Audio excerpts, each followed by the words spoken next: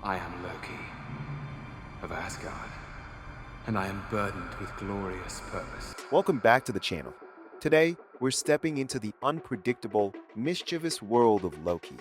Yes, the God of Mischief himself from the Marvel Cinematic Universe. If there's one character who's kept us guessing, it's Loki. From his sly schemes in Thor to his jaw-dropping multiversal role in the Loki series, he's been a villain, a trickster, and, dare I say it, a hero. So what makes Loki tick? Why do we root for this chaos-loving Asgardian, even when he's stabbing us in the back? Figuratively, and sometimes literally, we're going deep into his origins, his wild journey through the MCU, and the layers that make him one of Marvel's most unforgettable characters. We'll unpack his jealousy, his search for identity, and that surprising redemption arc that's got us all hooked. Whether you've watched every MCU movie a dozen times, or you're just here for Tom Hiddleston's charm, guilty as charged, this video's for you. So grab your Tesseract, hit that subscribe button if you haven't already, and let's dive into the enigma that is Loki. Before Loki was twirling daggers and conjuring illusions, he was just a baby, a frost giant from Jotunheim, left abandoned in the icy wastes after a war. Enter Odin, the All-Father of Asgard, who finds this tiny blue bundle and decides, hey, I'll raise him as my own. So, Loki grows up in Asgard, alongside Thor, the Golden Prince destined to rule. Sounds like a fairy tale, right? Not quite. Growing up, Loki was always the odd one out. Thor was the brawn, loud, brash, swinging his hammer like a frat boy at a party. Loki? He was the brains, quiet, cunning, always watching from the sidelines. His mother, Frigga, saw his potential and taught him magic, turning him into a master of illusions and deception. Picture this. While Thor's out wrestling monsters, Loki's perfecting spells to turn invisible or summon doubles. That's his superpower, outsmarting everyone. But here's the kicker. Loki's whole life was built on a lie. He thought he was Asgardian royalty, Odin's true son. Then, in Thor, he touches the casket of ancient winters, and his skin turns blue. Boom! He's a frost giant, the very enemy Asgardians despise. Imagine finding out you're adopted, but also that your real family's the bad guys. That messes with your head. Loki's jealousy of Thor, already simmering because Thor got all the praise, explodes. He's not just the second son, he's an outsider in his own home. That pain, that need to prove he's enough, drives every trick he pulls. And trust me, he pulls a lot. It all kicks off in Thor. Loki's jealousy hits overdrive when Thor's banished to Earth for being a reckless hothead. With Odin in his Odin sleep, a fancy coma, Loki sees his shot at the throne. He lets frost giants into Asgard to stir chaos, sends Thor to Jotunheim to pick a fight, and even kills Laufey, his biological dad, to look loyal.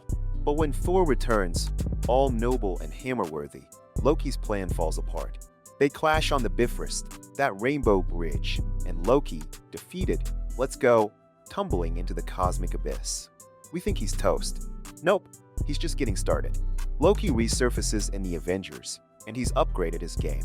Teaming with the Chitauri, an alien army courtesy of Thanos, he snags the Tesseract and storms Earth. He's got a scepter with the Mind Stone. Yep, that's a big deal later, and a chip on his shoulder. In New York, he declares, "Kneel before me." Classic Loki swagger. The Avengers assemble, Iron Man, Cap, Thor, Hulk, and it's a showdown. Hulk smashes him into Stark Tower's floor, Thor cuffs him, and he's hauled back to Asgard. But here's a fun fact. That scepter? It creates vision down the line. Loki's chaos has a ripple effect he never saw coming. Next up, the Dark World. Loki's in prison, sulking, when the Dark Elves attack with the Ether, another Infinity Stone mess. Thor springs him, and they team up against Malekith. Loki pulls a hero move, taking a blade for Thor, and dies in his arms. Cue the tears, until we learn he's faked it. He sneaks back to Asgard, banishes Odin, and sits on the throne disguised as the All-Father. It's peak Loki, helping Thor, but still scheming for himself. That duality, it's what keeps us guessing. Ragnarok flips the script. Loki's been ruling as Odin, living it up when Thor busts him. Then Hela, their death goddess sister, crashes the party, and Asgard's doomed. Loki tries to ditch, typical, but ends up fighting with Thor and Valkyrie. He resurrects Surtur with the Tesseract to torch Hela, grabs the stone, and helps evacuate his guardians onto a ship. It's messy, heroic, and a little selfish. He pockets that Tesseract, setting up Infinity War. This is Loki teetering on redemption, showing he cares, even if he won't admit it. Then comes Infinity War, and oof, it hurts. Thanos boards the Asgardian ship, demanding the Tesseract. Loki hands it over, tries a sneaky dagger play, and Thanos isn't fooled. He snaps Loki's neck, and Thor watches, helpless. No resurrections this time, Thanos says. It's brutal, a gut punch for fans. Loki's dead, his arc seemingly over. But the MCU loves a loophole. Enter the Loki series. After Endgame's time heist, a 2012 Loki snags the Tesseract and bolts, only to get nabbed by the Time Variance Authority, TVA for short. They police the timeline, and Loki's a glitch. Paired with Mobius, he hunts Sylvie, a female Loki variant, and uncovers the TVA's lies. Season 1 ends with Sylvie killing He Who Remains, fracturing the multiverse. Season 2, Loki time slips, learns to control it, and faces a choice: kill Sylvie or save everything.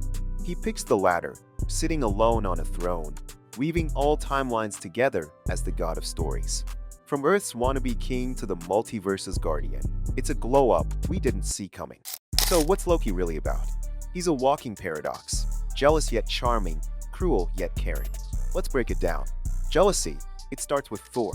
Loki's the overlooked brother, watching Thor get crowned, cheered, loved. In Thor, he lashes out, sabotaging Thor's big day.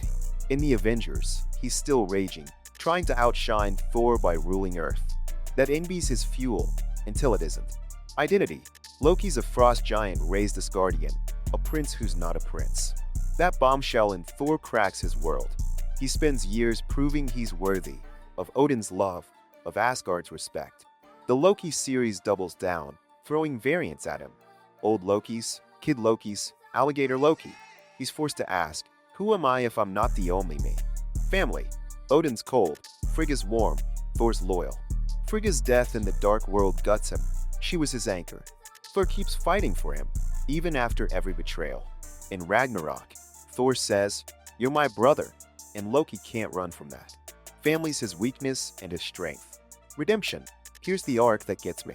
Ragnarok shows Loki picking Asgard over himself. The Loki series seals it. He sacrifices his freedom to fix the multiverse. He goes from "I deserve power" to "I'll carry the burden." That's growth, messy and real. Loki's not a saint. He's still sarcastic, still shady, but he's more than a villain now. Loki's journey is a masterpiece of chaos and growth. From a jealous prince plotting in Thor to the God of Stories holding the multiverse in Loki, he's redefined what a Marvel character can be. He's not just Thor's foil or a one-note baddie. He's a mirror for anyone who's felt overlooked, lost, or desperate to belong. His redemption isn't clean, it's jagged, earned through centuries of mistakes. The Loki series doesn't just expand his story, it cracks the MCU wide open, paving the way for multiversal madness. What's next? Maybe he'll stay on that throne, or maybe we'll see him again, smirking through another timeline. Either way, Loki's legacy is set. He's the trickster who tricked us into loving him. So, what's your favorite Loki moment? Mine's that Ragnarok elevator scene. I'm here. Chills every time. Drop yours in the comments. Hit like if you enjoyed this deep dive, and subscribe for more MCU breakdowns. Thanks for watching. See you next time.